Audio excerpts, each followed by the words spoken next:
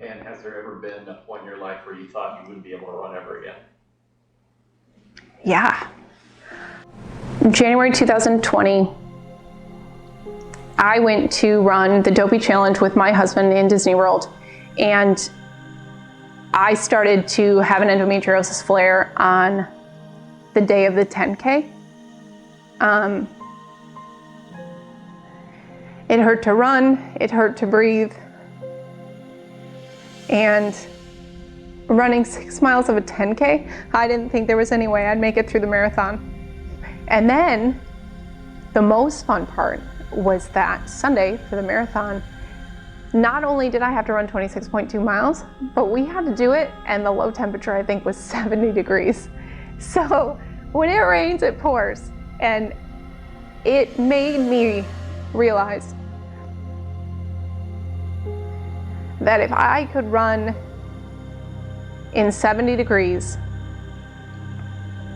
literally started bawling at like mile 18, telling my husband I couldn't do it.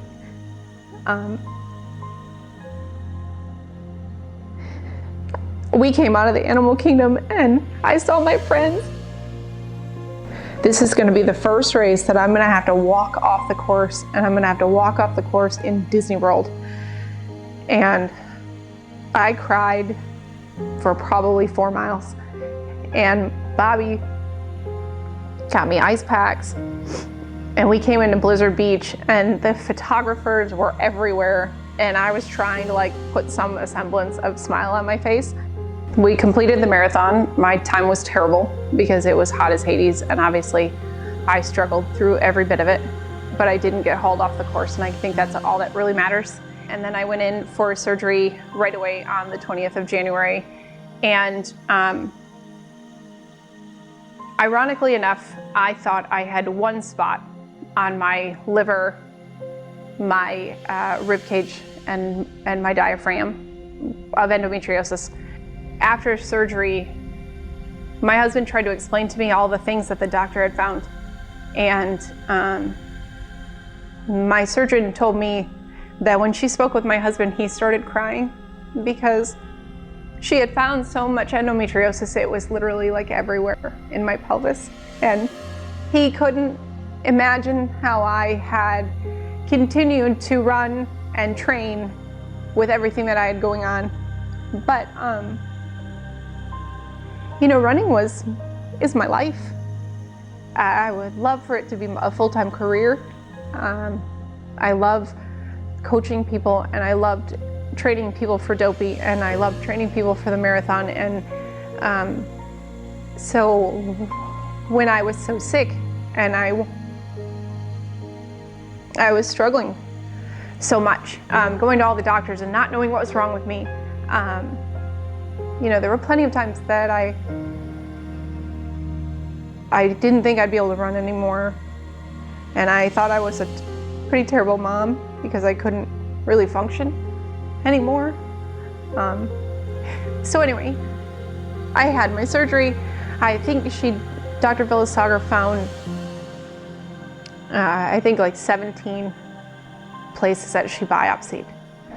There was endometriosis on my liver, and on my rib cage, and on my diaphragm, and on my bowels, and on my bladder, which is usually a really kind of dangerous place for things like that to be.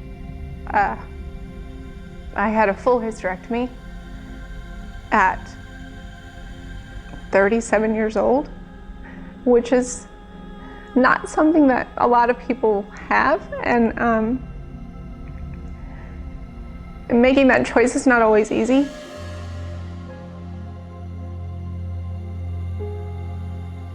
The ability to just go run. Like I don't ever take that for granted, and I think that's something, I think that's kind of a chip that I've always carried on my shoulder, because I knew how hard it was to run a mile. Like I can remember that so clearly in my head, and when I hit that first 3 miles at No to Run Club, I remember what that felt like. And I think that's that kind of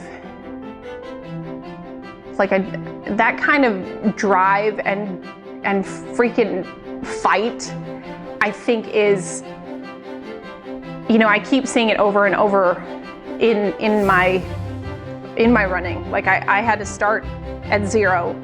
I was not a gifted athlete. I had to fight for all of it. So every time I would have to come back from a surgery or an injury, or especially this, it's not easy.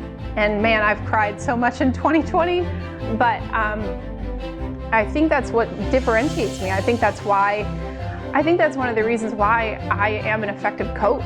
I think that's why people maybe identify with me as a coach. Like, I think that's why maybe people would reach out to me before they would reach out to somebody else, because if they know my story and they know like how freaking hard it's been, and they look at me and they say, okay, well, if she could do it, if she did it with this, then what's my story? Like, what's holding me back?